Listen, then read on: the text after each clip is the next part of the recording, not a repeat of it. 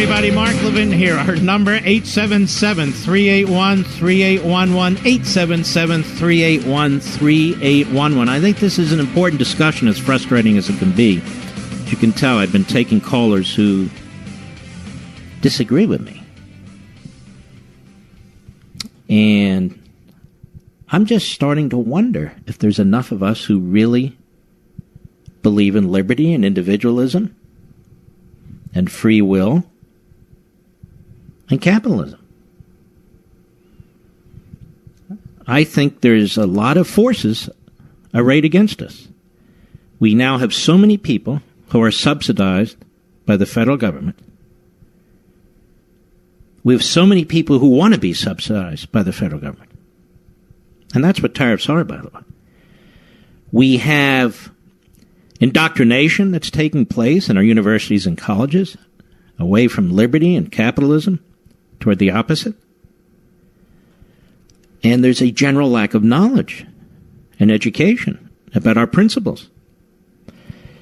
And you're not getting a lot of it on conservative talk radio. What you're getting a lot of, although you get some, there's some excellent hosts, that's not my point. But as a rule, you're getting people who read websites and just go through the news, the purported news, or people who are incapable of discussing these issues. We're seeing that on television, too. And so they're just not discussed, and they're not debated. And you have people who are afraid maybe they'll lose ratings, they'll lose some of their listeners, some of their viewers. They won't get the hits. Matter of fact, look at some of these new conservative websites and some of the weird stuff that's on them. And that weird stuff is on there because they want people to click onto those links, to drive up their equivalent of ratings in order to charge higher advertising fees. That's okay. That's capitalism. But what I'm saying is a lot of this stuff that Milton Friedman would talk about or that Adam Smith wrote about and so forth is now missing from the culture. People are reading less. The culture is becoming more and more distant from our founding principles. And so you have people who are saying they're conservatives, even though that's really, in some respects, an imprecise word, but the conservative. But then when you really peel back their positions, they're not. Either they have conspiracy theories that there's a couple of corporations controlling the country, or our governing independence and our economic independence depends on trade simply with and among Americans. It's crazy. Absolutely outrageous. I think, and I've talked about this with you and I've written about it, I think progressivism has clearly conquered the Democrat Party, but it's conquering the Republican Party. It's conquering the Republican Party. And then you had an Obama supporter calling up to say health care is a right. I don't even know what that means. Health care is a right. Why? Because Bernie Sanders says so? How can health care be a right when other human beings are involved and they would have to be enslaved to provide that right? They have choices too, don't they? They have choices too. You have the right to purchase health care. You have the right not to be denied health care if you pay for it. But you don't have the right to health care.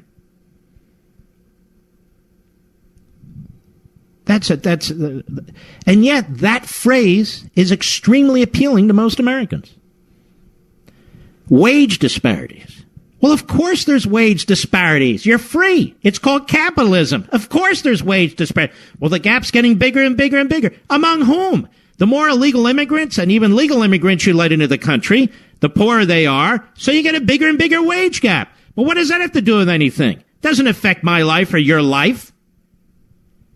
The issue is, what's your wage? What's your income? What do you do with your money?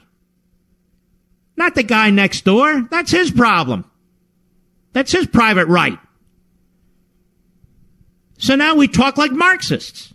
Well, the top 1%. The top 1%? Coming out of the mouth of an American, top 1, the bottom 10, the this one. Who cares? People live better in this country than anywhere else on the face of the planet. Now, how do I know that? Not purely because of statistics, although that would be good enough, but because people are literally dying to get into this country. By the millions. Hundreds of millions would pour over our border into so-called racist America, with the top 1% and the corporations control this. People who claim to be conservatives sound like leftists. And many of them live like leftists. I said the conservative intellectual movement is mostly dead in this country. It mostly is. It mostly is. A handful are left who are willing to take the time and make the effort to make the case for liberty. Now, I wasn't going to do this hour, but let's engage again. This is just too important not to. Let's go to Jim, Boca Raton, Florida, XM Satellite. Go ahead. Hey, Mark. I just want to let you know, how Trump's affecting my business. I have 14 employees. We install security cameras, and in the last 4 months, the cost of steel and aluminum have skyrocketed. So piping, screws, fasteners, everything that's made of metal and aluminum has gone up dramatically.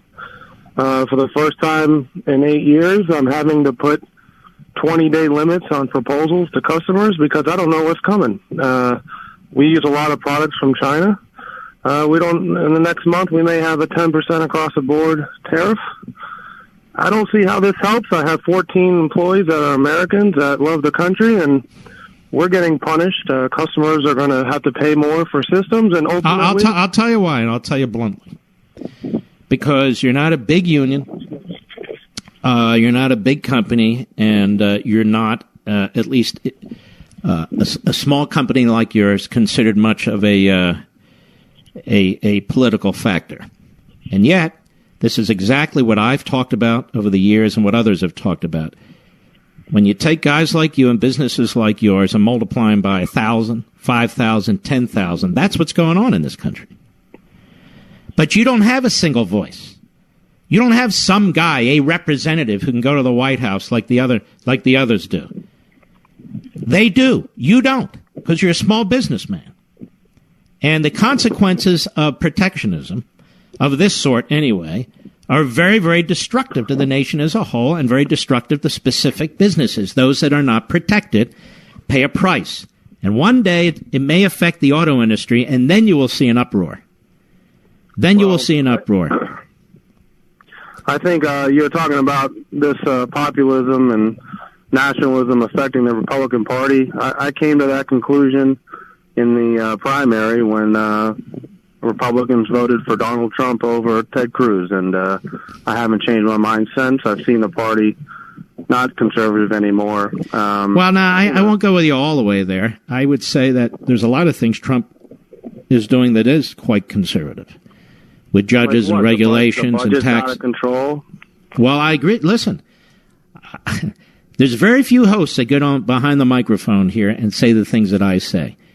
They're constantly bobbing and weaving and positioning themselves in order to attract as many listeners as they possibly can. I think the content of a host, the principles of the host, is what is overriding, and people over time can trust the host, that the host isn't playing them and isn't playing cheerleader.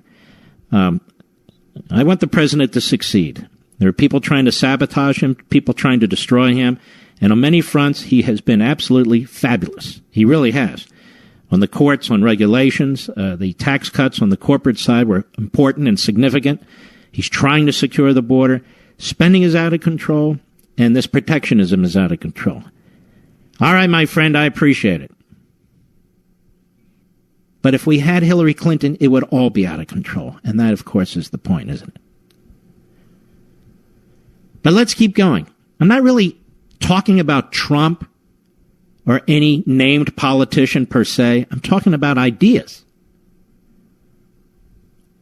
and the impact on our lives. Josh, Rogers, Arkansas, the great KFAY. How are you? Hey, good afternoon, Mark. Love listening to you. Love your show on Sunday night on Fox. We always DVR it just in case we miss it, but we never miss an episode.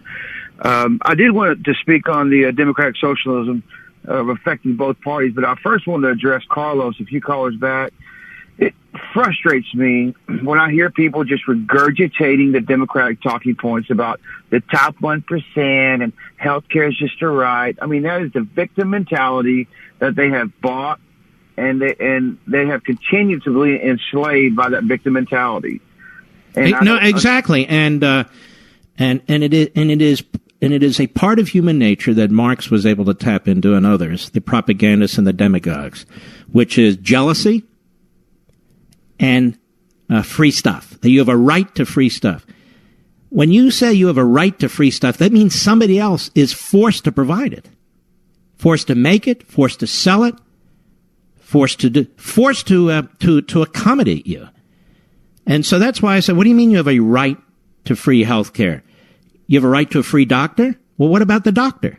You have a right to a free nurse? Well, what about the nurse? You have a right to a free hospital bed? Well, what about the hospital?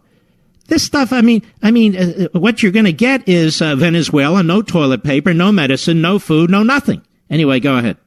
And in fact, in Italy, they just come out and said that they are splinting broken arms and limbs with cardboard because of their one-payer system and their great, awesome universal health care because they don't have the supplies. Right. But enough of that. Democratic socialism, I don't understand how it really has affected both parties. I don't care if it's Republican or Democrat. You see the signs from people in Congress and in the Senate. And I don't understand why Sarah Smith out of Washington, Democratic Socialist, trying to ride on Alexandria Cortez's shirt sleeve, trying to see if she can ride that wave as well. You know, the saying once was, if you're not liberal at 25, you don't have a heart. And if you're not conservative at 35, you don't have a brain. And that actually changed in 1923 by King Oscar II that actually replaced that with socialism and said, if a man's not a socialist but before he's 25, he has no heart. And if he remains a socialist after 25, he has no head. That is exactly right. I don't understand what they get free, but how are they going to pay for it? And they don't intend to pay for it. They expect you and I to pay for it. That's correct. Because we love this country and we actually love Trump. And the thing is, when I first saw Trump was going to run, I thought the same thing everybody else. So it's just for political ratings or whatever. But he has done more for this country than most of all the other presidents combined. I wouldn't say that. There have been some great presidents too. He's doing what he feels he needs to do. In most respects, I support it. Obviously, when it comes to protectionism, I don't. All right, Josh, great call. We'll be right back. Mark Levin. Trying desperately to get into our call line. We want to talk about freedom and individualism and capitalism. So that's good, right? Let's go to Ian, Belgrade, Montana, on the great KMMS. How are you? I'm doing well, sir. How are you today? Very well, thank you. Awesome. Well, I was just talking to a fellow who answered the phone when I called in, and I just turned 23 years old, and am in the process of starting my own custom automobile detailing business, actually. And I just wanted to say that I think what President Trump is doing for the country is fantastic, and it's really given me a belief that there's still plenty of opportunity in this country to become an individual business owner and be successful on your own. Let me ask you some questions before we run out of time. So your mindset is, I want to start this business, I love this, and I want to make it successful. Do you care what the guy down the street is earning? Not particularly. Do you care if they're in the top 1%? No, sir. You're focused on what you can do and what you want to do and what you want to accomplish, correct? Yes, sir. And you pretty much want to be left alone so you can actually use your noggin and use your skills to do what you want to do, correct? Absolutely. Yeah, because you're an American entrepreneur, and that's what makes this country great. Not sitting there saying, do you say to yourself, I have a right to health care, I have a right to this, I have a right to that? No, sir. No. And that's why you're going to be a successful, not just young man, but older man, and you're going to make a lot of money, and you're going to be very, very satisfied with what you've done with your life. And that's how it's supposed to be. That's what this country's all about. The government is supposed to be a small part of your life. Instead, it's ubiquitous. And there are people out there who want freebies. And there's people out there who are getting freebies and believe they deserve more. And they hear the Marxist rhetoric coming from the left and some rhinos, which is, look at that guy. Look at all he has. Take it. Yes, no. sir. All right, Ian. Thank you for your call. Wonderful. Don, Longwood, Florida, on the Mark Levin app. How are you, sir? Hi, Mark. How you doing? Okay. I love the discussion today. I mean, because the target people that you're going after need to know this because they don't. I look at all the regulation that we have out there, and people like Ian, who you just talked to. How many different permits is he going to have to open up his business? And the problem is that doesn't hurt big business is going to donate to whoever is in power. Mm-hmm. It doesn't matter to them. I mean, you look at the banks. I mean, I look at that Dodd-Frank bill as the big bad. Nah, we lost the gentleman. I'm sorry, Don, but I was intrigued with some of the things you were saying there. Kurt, St. George, Utah, Sirius Satellite. We have 1 minute. Go right ahead. Mark, thank you for taking my call. Let me just start off real quick by saying, to all these people who want like a living income and free health care. I happen to have a living income, and I happen to have free health care. But what I had to do to get that was sign my name on a dotted line and go to war. Mm-hmm. I happened to get wounded, and now I have a living income. It's called disability compensation. And I also have the VA TRICARE for life. Mm-hmm. And, for those who want this socialized medicine, you don't want what I have. It sucks because they tell me what I get. Mm-hmm. I want to thank you for your service, Kurt, and God bless you. And I wish you all the best. I'll be right back. Queens, New York, the great WABC. Go ahead. Yes, Mr. Lynn, how are you? Okay. I'm just calling with regard to the people I'm talking to. And they're all for this new progressivism, and what they're interested in is paying the 90% of their taxes to pay for this stuff. I'm not following. They're what? They're willing to pay like 90% of their taxes. Hold on. You have friends who are willing to pay 90% of their taxes for stuff? Is that what you just said? Yes, they're willing. Well, I don't believe they are. Well, everyone will go. I don't believe they are because they know that's not going to happen. Well, I think that what they're thinking, because, they're listening to Bernie and Cortez, and everybody will be paid for across the board. So everyone will be on the same playing field.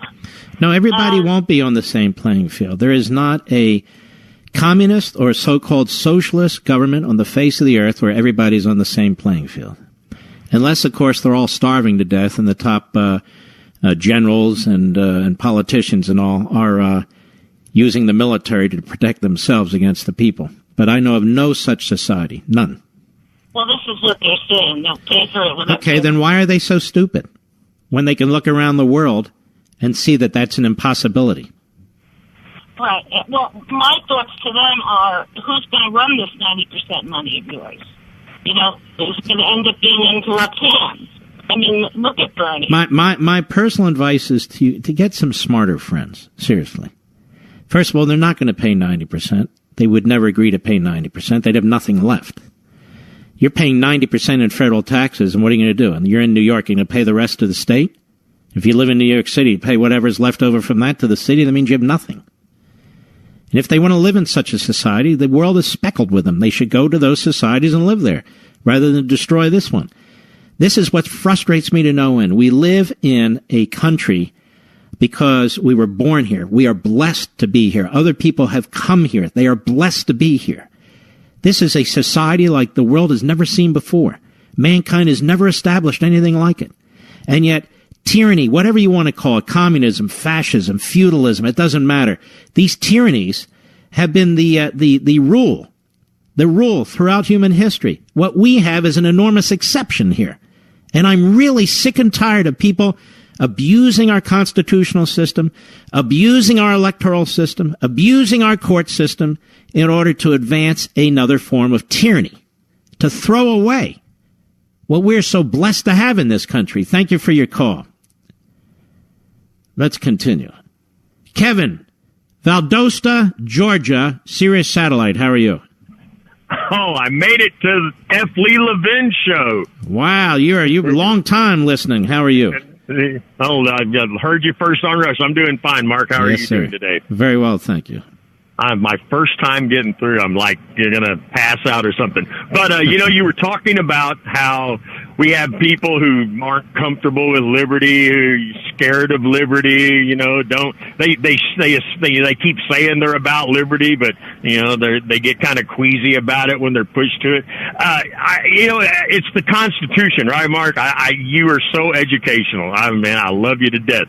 But you can't be part about the Constitution, right? That's the problem that we have with our politicians and with everybody out here is they say they're about the Constitution. We believe in the Constitution. They're all fired up, but there's always that one thing that they like that the government does, right? Mm-hmm. That's not in the Constitution, and that's okay. I told this Mr. Call screener, the Constitution is just like pregnancy. You can't be a little bit pregnant, right? Mm-hmm. You're either about the entire Constitution, if you don't like it, there's a process to change it, right? You wrote a book and I love these people that talk about we don't agree with democratic socialism, but look at the wage grab. But we don't have fair trade. But we don't have this. But we don't have that. So they want the government, which they claim to distrust. They want the bureaucrats, who they don't know and claim to distrust. They want the politicians in Congress, who they claim to distrust, to control their lives. I've never seen anything like it. Well, Mark, you were talking about the democratic socialism. It'll be democratic socialism until they vote for socialism, right? And then it'll just be socialism. No, you're right. Any more voting for it? That's right. And the proof is any of these so-called they use democratic socialism because that's how they explain socialism in Europe. You get to vote for your tyranny, but even though if you get to vote for your tyranny, it's still tyranny. You still aren't living a free life. You're still told what kind of health care you can have, what kind of the name of the dentist you can go to, and on and on and on and on. That's not freedom. That's tyranny. Kevin, great call. I'm glad you got through, brother. Take care of yourself. Mike, Minneapolis, Minnesota, XM Satellite. Go. Mr. Levin, an honor to speak with you. Long-time listener, first-time caller, first time getting through anyway. Thank you, sir. I'm a 33-year-old factory worker. You had a call earlier that you asked them to name some of the corporations that control everything, and I'd like to name them. They are the EPA, the DOJ, the Department of Education, the Department of Energy, and all the rest of this fourth branch of government that is essentially just grasping at more and more power. You're so right. I cannot understand when people say that they do not trust private corporations, these big corporations, Amazon, Facebook, Google, who have to deal not only with regulation but with competition. Whereas you have the government, the biggest corporation of them all, the federal government, that has no limits, no competition, and what they say goes into law. And they have the power to force you to do things. What does Amazon have the power to force me to do? Nothing. Exactly. And what does Google? What does Google have the power to force me to do? Absolutely nothing. Nothing. And they don't take my choices away. They don't say, You will get health care over here or over here. They have no impact on immigration, on open borders, and so forth and so on. We have so many people chasing shiny objects to take attention away, as you talk about. You want to talk about these big companies running America, and I get your point, even though they're not companies. These big departments and agencies, they're running our lives. They're telling everybody what to do. And yet, have you been listening to the show, Mike? Have you been listening to some of our earlier callers? Yes, I have. It's almost scary. So, I mean, some are great, but like you were saying, a lot of conservatism's talking about this populist, almost border-leaning left stuff, and that does frighten me. Now, you say you're a factory worker. What do you do? I am a paint line operator in a factory that makes steel home exterior products.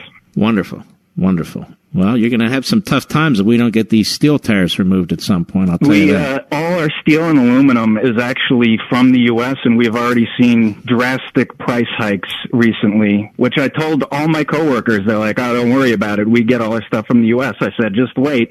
I told them about Smoot-Hawley. I told them what an economic impact it has, that other countries are going to fire back with tariffs on us, and now we got to raise our prices. So now our consumers have to pay more because we have to pay more for our stuff that's coming from the United States. And the reason is these poor American steel companies and workers who are being ripped off and ripped off and ripped off, they're taking advantage, these companies, of these tariffs to increase their prices, as you would expect. They're just not going to increase them 25%. So they'll increase them 10%, 11%, 15%, whatever they're going to do, because now they have a protected market. And we're told this makes America great again. No, it doesn't. It's very destructive. Mike, I really appreciate your call. You remind me a little bit of Eric Hoffer. Do you know who Eric Hoffer is? No, sir, I don't. He was a longshoreman, immigrant from Russia originally as a very young kid. He was a longshoreman, but he was a philosopher. And during his lunch breaks, he would have a notebook, one of those old, what would they call them? Whatever they are. And he would take notes and he'd write his thoughts down and so forth. And he wrote they put it together and published an entire book. He's considered the longshoreman philosopher. And absolutely brilliant man. And you sound that way to me, Mike, too. So God bless you, my friend. Take care of yourself. He's not in the 1%. He could care less about the 1%. Who cares about the 1%? Look at this, a wage gap. Just take care of yourself. Ken, Tifton, Georgia, the great WGAC. Go. Yes, sir. Good afternoon. I was in Fairfax County Public School System. In Virginia. Yes, sir. I think at a time that you were very close, right around the corner. In fact, I was there in a private school the day Reagan was shot, and then went to Fairfax County Public School System, and embarrassingly and admittedly, I'm part of the problem because I don't feel like I was nearly as properly educated then as I have been in my last 2 years of listening to you and other talk radio shows. Well, thank you. I saw better education out of teenagers in Ukraine out in the villages than I found in the high school in Northern Virginia. I'll tell you what, Ken, much of what I know today I taught myself.